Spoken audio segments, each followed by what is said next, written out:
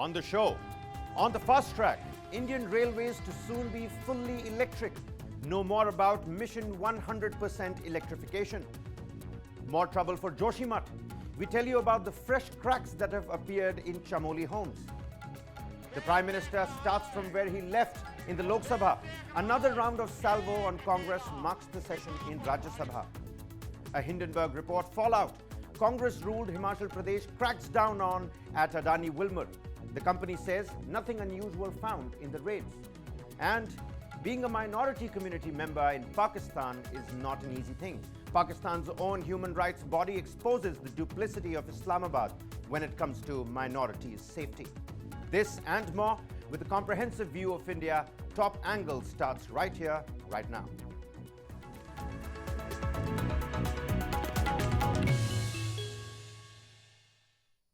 Well, think Indian Railways, and among the first things that you may think of are those dirty, turn-of-the-century diesel locomotives that billow black plumes of smoke and soot everywhere they go.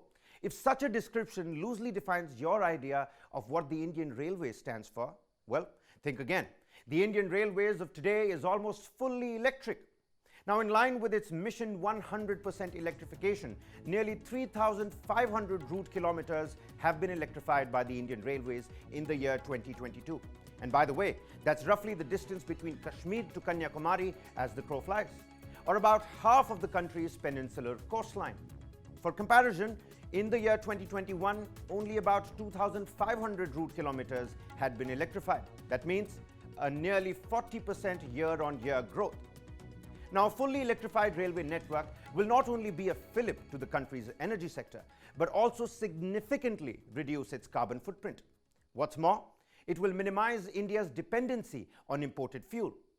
And for everyday travelers, it offers an energy-efficient and eco-friendly mode of transport.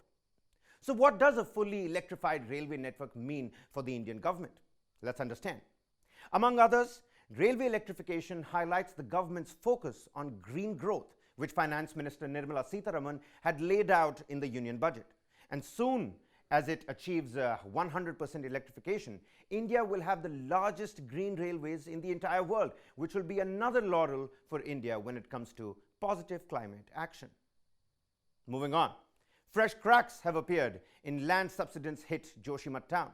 5 new houses have developed cracks, taking the total number of cracked houses to 868.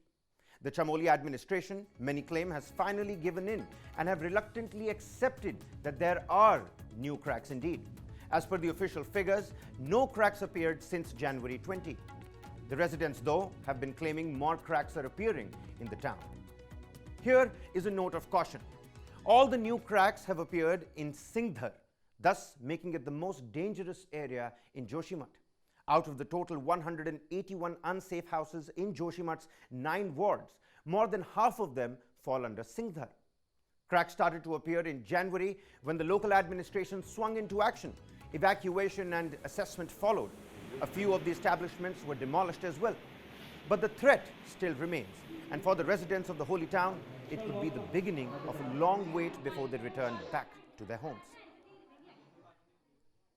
Next up, Prime Minister Narendra Modi yet again launched a scathing attack on Congress, this time in the Rajya Sabha. This came in the midst of sloganeering from the opposition members of the parliament.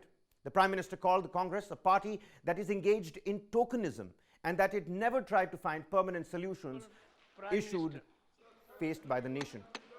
Honorable Prime Minister. देश देख रहा है एक अकेला कितनों को भारी पड़ रहा है एक अकेला कितनों को भारी पड़ रहा है अरे नारे बोलने के लिए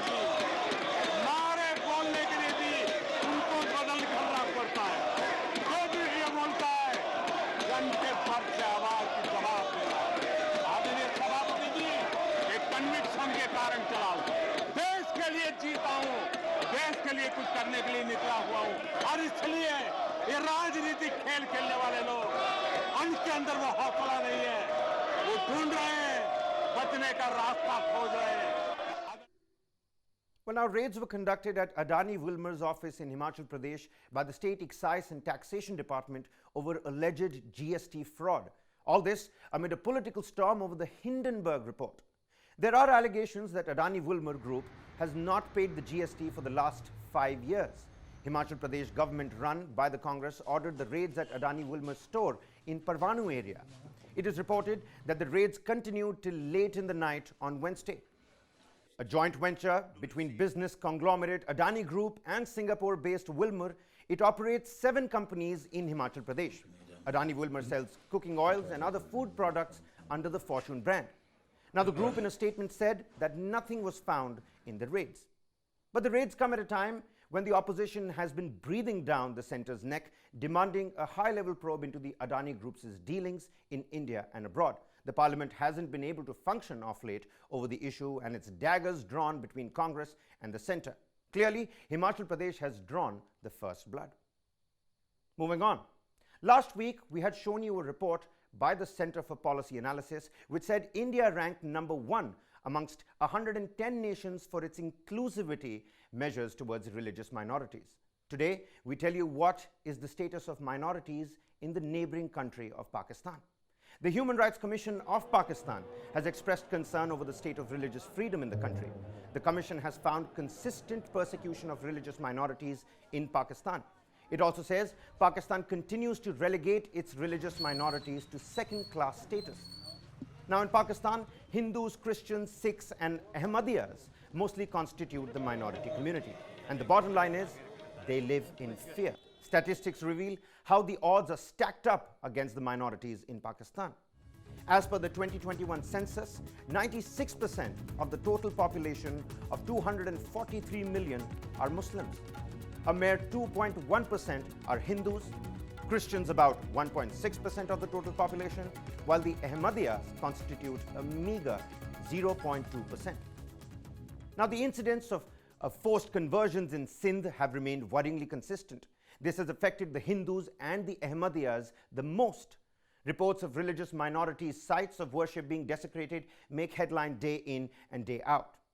Yet, little or no response from Islamabad is something that does not augur well for the minorities in the failed state of Pakistan.